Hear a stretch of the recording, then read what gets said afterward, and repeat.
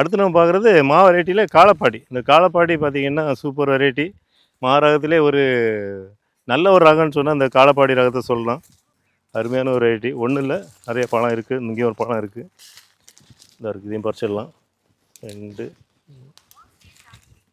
அப்புறம் 3 காக்கதே நல்ல விலை கிடைக்கும். கமர்ஷியலாக விவசாயிகள் கூட பயிர் பண்ணலான்னு சொல்லுவேன். இதில் நம்ம ஒரு 10 செடி வச்சதில் எல்லாருமே கொத்து கொத்தாக காய்ச்சிருக்கு பாருங்கள். சூப்பராக காய் மட்டும் அவ்வளோ இருக்குது பாருங்கள்.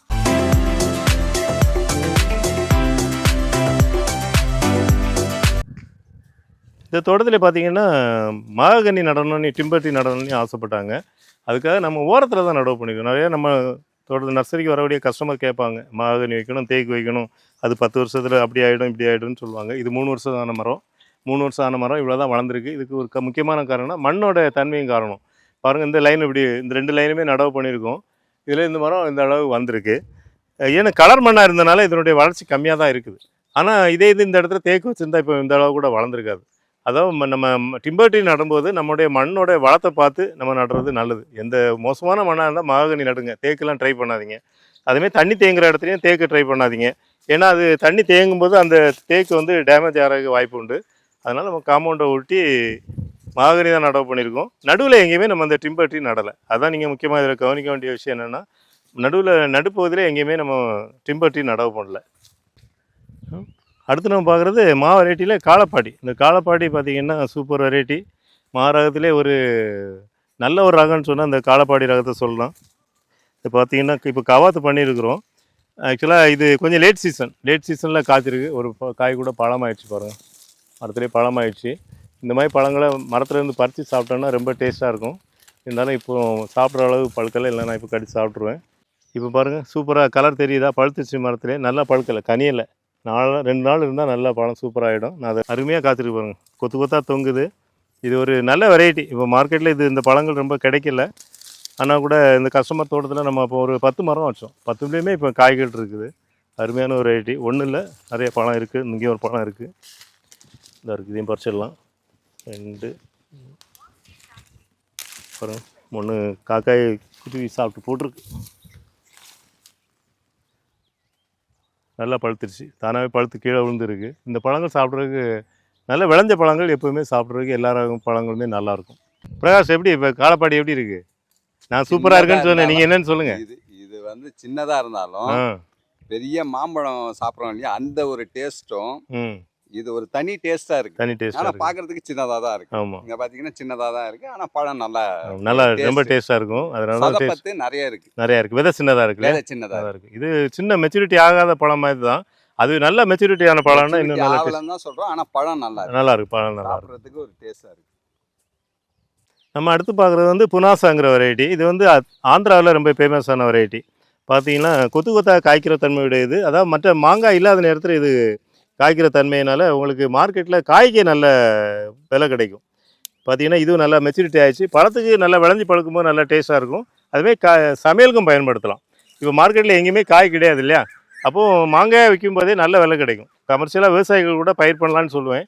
இதில் நம்ம ஒரு 10 செடி வச்சதில் எல்லாருமே கொத்து கொத்தாக காய்ச்சிருக்கு பாருங்கள். சூப்பராக காய் மட்டும் அவ்வளோ இருக்குது பாருங்கள். உங்களுக்கு ஆகஸ்ட் மாதம் இவ்வளோ மாங்காய் பார்க்குறது ரொம்ப அரிது. நல்லா பாருங்கள். இதுமாதிரி மரங்களை வந்து நம்ம ஒரு கமர்ஷியலாக கூட பயிர் பண்ணலாம். ரொம்ப பெரிய மரமாக வளரல. முக்கியமாக இதில் கவனிக்க வேண்டியதுன்னா, ரொம்ப பெரிய மரமாக வளராததுனால மாடி தோட்டத்துலேயும் வைக்கலாம். அடர் நடவுக்கு ஏற்றது இந்த ரகத்தை பொறுத்த வரைக்கும். எவ்வளோ காய்ச்சிருக்கு பாருங்கள், அதுதான் அதில் ரொம்ப விசேஷம். பாருங்கள் எவ்வளோ காய் இருக்குது பாருங்கள், அருமையாக இருக்குது. இந்த வாட்டர் ஆப்பிளை பொறுத்த வரைக்கும் முதல் சீசன் காய்ச்சி முடிச்சிச்சு. இப்போ அடுத்த சீசன் 2வது சீசனுக்கும் பூத்துருக்கு பாருங்கள்.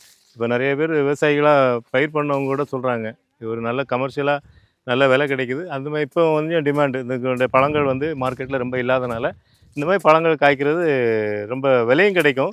அதுமாதிரி நம்ம தோட்டங்கள்லேயே வந்ததுன்னா இந்த மரங்கள் இருக்கும்போது நமக்கு மற்ற பழங்கள் இல்லாத காலத்தில் ஏதாவது ஒரு பழம் சாப்பிடும்போது நமக்கு மகிழ்ச்சி கொடுக்கும். இப்போ நம்ம ஸ்வீட் லெமன் பார்க்கலாம். ஸ்வீட் லெமன்னா ஸ்வீட்டாக இருக்குமான்னு கேட்டிங்கன்னா அது இருக்காது. ஒரு தோற்பு தன்மையோடு இருக்கும் பாருங்கள். இதே மாதிரி இருந்தால் அப்படி தோலோடு சாப்பிட்றோம். தோலோடு சாப்பிட்டா தான் சாப்பிட முடியும், இல்லை ரொம்ப புளிப்பாக இருக்கும். விட்டமின் சி அதை நினச்சிக்கிட்டே சாப்பிடணும். ரொம்ப ஸ்வீட்டாக தெரியும். தொட்டிலையும் வளர்க்கலாம், அதாவது மாடியிலையும் வளர்க்கலாம், தரையிலையும் வளர்க்கலாம். எல்லா வீட்டு தோட்டங்களையும் எளிமையாக பராமரிக்கலாம். நிறையவே காய்ச்சிருக்கு, நிறைய பழங்கள் இதில் இருக்குது. அடுத்து இங்கே நடவு பண்ணியிருக்க செடி பார்த்தீங்கன்னா சாத்துக்குடி. இந்த சாத்துக்குடியில் இது வந்து கோடூர் சாத்துக்குடி. நிறைய பிஞ்சுகள் வந்திருக்கு, நிறைய பழங்களும் இருக்குது. நிறையவே வச்சதுலேருந்தே நிறைய காய்ச்சிட்டு இருக்கு. சின்ன செடிகளாக தான் வச்சோம். இது அடுத்து நம்ம இந்த தோட்டத்தில் நடவு பண்ணதில் இது ஸ்டார் ஃப்ரூட்டு. ஸ்டார் ஃப்ரூட்டும் அந்த 3 வருஷத்தினுடைய வளர்ச்சி இருக்குது. நம்ம கொஞ்சம் கவாத்து பண்ணியிருக்கோம். இதில் பழங்கள் நிறைய இருக்குது, நீங்கள் பார்க்கலாம். பாருங்கள், பழங்கள் இருக்குது. இது ஸ்வீட் ஸ்டார் ஃப்ரூட்டு. அது வந்து கஸ்டமரே நிறைய சாப்பிட்டேன்னு சொன்னாங்க. இப்போவும் எப்போவுமே காய்ச்சிட்டு இருக்க மாதிரி அவங்களுடைய கருத்தை பதிவு பண்ணாங்க. நல்லாயிருக்கு. வெயில் காலத்துக்கும் சூப்பராக இருக்குது. இன்னும் கொஞ்சம் பழுக்கணும். ஆனால் பழுத்தா இன்னும் டேஸ்ட் ஜாஸ்தியாக இருக்கும். ஃபுல்லாக எவ்வளோ பூ இருக்குன்னு பாருங்களேன். எல்லாமே பூவாக தான் இருக்குது. பூவும் பிஞ்சியுமாக இருக்குது. அடுத்து நம்ம பார்க்குறது நெல்லி. நெல்லியில் இது பெரிய நெல்லி. பெரிய நெல்லி கூட இன்னும் 3 வருஷம் இப்போ ஆகுது, இன்னும் காய்க்க ஆரம்பிக்கல. நம்ம அதனால் கவாத்து பண்ணி விட்ருக்கோம். பாருங்கள், எல்லாமே ஃபுல்லாகவே கட் பண்ணி விட்ருக்கோம். இது வருஷத்தில் ஒரு வாட்டி இதேமாதிரி கவாத்து பண்ணி விட்டோம்னா நம்ம ஒரு ஏன்னா இது செடிக்கு செடி 15 அடி இடைவெளி கொடுத்துருக்கோம். அந்த 15 அடி இடைவெளியிலே நமக்கு மரம் எப்போவுமே இப்படி இருக்கிற மாதிரி மெயின்டைன் பண்ணுங்கிறதுக்காக கவாத்து பண்ணுறோம். இது பார்த்திங்கன்னா இந்த வருஷத்தில் கண்டிப்பாக காய்க்கும். நல்ல மெச்சூரிட்டி ஆகிடுச்சு. அதுவுமே இந்த பக்கம் பார்த்திங்கன்னா ஒரு 2 பெரிய நெல்லி நட்டுருக்கோம், ஒரு ரெட் நெல்லி நட்டுருக்கோம். சிவப்பு நெல்லி, அதனுடைய இலைகளை பாருங்களேன். ஃபுல்லாகவே இலை எல்லாமே சிவப்பாக இருக்கும். அது நுனிப்பகுதி துளிர் வரும்போது சிவப்பாக இருக்கும். பாருங்கள், தெரியுதா? சிவப்பாக இருக்கும். இது காய்களும் சிவப்பு கலரில் வரும். இது எல்லாமே வர வருஷத்தில் காய்க்கும். 3 வருஷம் ஆயிடுச்சு, நல்லா மெச்சூரிட்டி ஆகிடுச்சு. தண்டு நல்லா கனமாகிடுச்சு பாருங்கள், நல்லாவே வளர்ந்துருக்கு. பொதுவாக இந்த மாதிரி நெல்லியை கூட நம்ம ஒட்டு செடிகளாக இருந்தால் கூட கவாத்து பண்ணி வளர்த்தோம்னா நிறையவே காய்க்கும். அதுக்கு அடுத்து பார்த்திங்கன்னா பிளாக்பெர்ரி. பிளாக்பெர்ரியில் வந்து நல்லா செடி வளர்ந்துருக்கு, நல்லா புஷியாக இருக்குது. பூ வந்ததாக சொல்கிறாங்க, ஆனால் பழங்கள் எதுவும் வரல. அதனால் இப்போ முதல்ல ஆரம்ப காலத்தில் இந்த எக்ஸாட்டிக் பழச்செடிகள் நிறையா சேல் பண்ணும்போது இந்த பிளாக்பெர்ரி நிறைய பேர் விரும்பி வாங்கினாங்க. இது கொஞ்சம் கிளைமேட் வந்து கூலாக இருக்கணும். குளிர் கிளைமேட் இருக்கும்போது, ஹியூமிடிட்டி இருக்கும்போது இது காய்க்கும். ஆனால் இது லாஸ்ட் இயர் வந்து பூ வந்ததுனால இந்த வருஷம் காய்க்கிறதுக்கு வாய்ப்பாக இருக்குது. நல்ல பெரிய செடியாகவே வளர்ந்துருக்கு. இந்த பந்தலை இன்னும் கொஞ்சம் மாற்றி அமைக்க சொல்கிறேன். கொடி மாதிரி வளர்கிற மாதிரி இதை அமைக்க சொல்லியிருக்கிறேன். பாருங்கள், ஃபுல்லாகவே நல்லாவே வளர்ந்துருக்கு. அடுத்து நம்ம பார்க்குறது இலந்தையிலே நிறைய காய்கள் இருக்கிறத பார்க்கலாம். இதையும் கூட இன்றைக்கி கவாத்து பண்ணணும். எல்லாமே ஒரு அடம்பாக இருக்குது பாருங்கள், காய்கள்லாம் இருக்குது. நீங்கள் இப்போ இந்த தோட்டத்தில் வந்ததிலே பார்த்துருப்பீங்க, நிறைய பழங்களை நம்ம கண்ணெதிரே பார்க்குறோம். இலந்தையை பற்றி பார்க்கும்போது பூ பிஞ்சு இருக்குன்னு சொன்னாலே அங்கே பாருங்கள் ஒரு பழமே இருக்குது, நல்லா பழுத்துருச்சு, நல்லா மெச்சூரிட்டியாக இருக்குது. எப்படின்னு பார்க்கலாம். சூப்பராக இருக்குது, நல்லா டேஸ்ட்டாக இருக்குது, இனிப்பாக இருக்குது.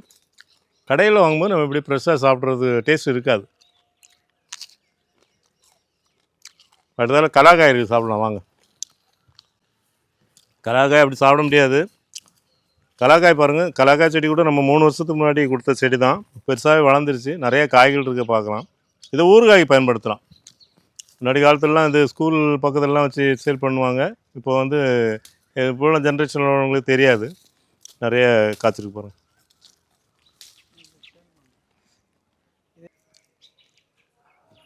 சொல்லுவாங்க, இந்த கலாக்காய் தான் உங்களுக்கு ட்ரீட் பண்ணி, அதாவது சர்க்கரை பாகெல்லாம் சேர்த்து செரி பழமாக நிறைய ப்ரெட்டு கடையில் பேக்கரியிலலாம் பார்த்திங்கன்னா அழகுபடுத்துறதுக்கு பயன்படுத்துவாங்க. அதை தான் நம்ம பேக்கெட்டில் சேலும் பண்ணுறாங்க. குறைஞ்ச விலையில் கிடைக்கக்கூடிய செரி பழம்லாம் இது தான்.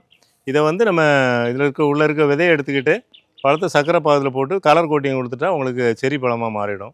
நிறைய பேர் கேட்பாங்க, நர்சரிக்கு வந்துட்டு இனிப்பான செரி பழம் நம்ம பேக்கரிலாம் வைக்கிறது கொடுங்க அப்படின்னு கேட்பாங்க. அதெல்லாம் காஷ்மீர் அந்த மாதிரி கிளைமேட்டில் தான் வளரும்னு சொல்லுவேன். இந்த நம்ம இங்கே கிடைக்கக்கூடிய செரி வெரைட்டி இந்த வெரைட்டி தான். இதை தான் சர்க்கரை பாகு போட்டு நமக்கு சரியாக வருது. காஸ்ட்லியான கேக்கில் வர்றது வந்து குளிர் பிரதேசத்துலேருந்து விளைவிச்சு தான் வருது. இல்லை ஊட்டி, கொடைக்கானல் இந்த மாதிரி இடத்துங்கள்லேருந்து தான் செரி பழம் வரும். நம்ம ஊரில் அந்த செரி வெரைட்டிலாம் வளராது. அடுத்தால பார்த்திங்கன்னா நான் பார்க்குறது கொடுக்காப்புளி. என்னடா எதையும் விட்டு வைக்கலைங்கிற மாதிரி இந்த இடம் வந்து லாஸ்ட் இடம், மூலையில் மண்ணே ரொம்ப மோசமாக இருந்து நம்ம செடி நடும்போது, சரி இந்த செடிகளுக்கெல்லாம் ரொம்ப உரம் தேவையில்லை, மண்ணும் தேவையில்லை அப்படின்னு சொல்லி நட்டு விட்டோம். இப்போ இந்த இடமே மண் வளமாயிடுச்சு. ஆக்சுவலாக ஒரு எதுக்கும் யூஸ் இல்லாத இருந்த இடம், அதில் உள்ள அந்த இலைகள்லாம் விழுந்து பாருங்கள் எவ்வளோ மண் மாறி இருக்குன்னு பாருங்களா.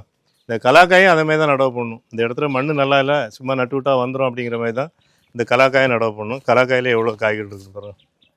இதுமாதிரி செடிகள் நடும்போது நம்ம அந்த மண்ணோடைய தன்மையை பொறுத்து நம்ம அந்த செடிகளை செலக்ட் பண்ணி நடலாம். இப்போ பாருங்கள், இது ரெட் சாண்டல். ரெட் சாண்டலும் வந்து உங்களுக்கு நல்லாவே கனமாகிடுச்சு. 3 வருஷம்தான், 3 வருஷத்துல நல்லா கனமாகிடுச்சு. அதுமாதிரி இந்த ரோவில் கடைசியாக காம்பவுண்டை ஒட்டி மகாகனி வச்சுருக்கோம், அதுவும் நல்லா வளர்ந்துடுச்சு. இந்த பக்கம் பார்த்தீங்கன்னா ஈட்டி, இந்த ரோஸ் வுட்டு சொல்கிறோம் இல்லையா, அதுவும் கூட நல்லா வளர்ந்துருக்கு. இது வரைக்கும் ஜூலை 2023 நடவு பண்ண ஒரு தோட்டத்தில் உள்ள செடிகள் என்னென்ன செடிகள் நட்டோம், அது இப்போ எப்படி இருக்குங்கிறத பார்த்தோம். அதில் நிறைய பழங்களும் அறுவடை பண்ணி சாப்பிட்டோம். இந்த வீடியோ இப்போ ஆரம்பத்துலேருந்தே பார்த்துருப்பீங்க. அவங்க கஸ்டமரும் சாப்பிட்றது ஒரு பக்கம் இருந்தாலும் நம்மளும் வீடியோ எடுக்க வந்த பேரில் நிறைய பழங்களை அறுவடை பண்ணி சாப்பிட்டோம். இதேமாதிரி நீங்களும் உங்கள் தோட்டங்களில், பண்ணை வீடு தோட்டங்களில் இந்த மாதிரி செடிகள் வளர்க்கணும்னு ஆசைப்பட்டாலோ, இல்லை செடிகள் உங்கள் மாடி தோட்டத்தில் வைக்கணும்னு விருப்பப்பட்டாலோ, எங்கள் கிரீன்லேண்ட் நர்சரி நம்பர் 9384 667714ங்கிற நம்பருக்கு கான்டாக்ட் பண்ணுங்கள். நன்றி, வணக்கம்.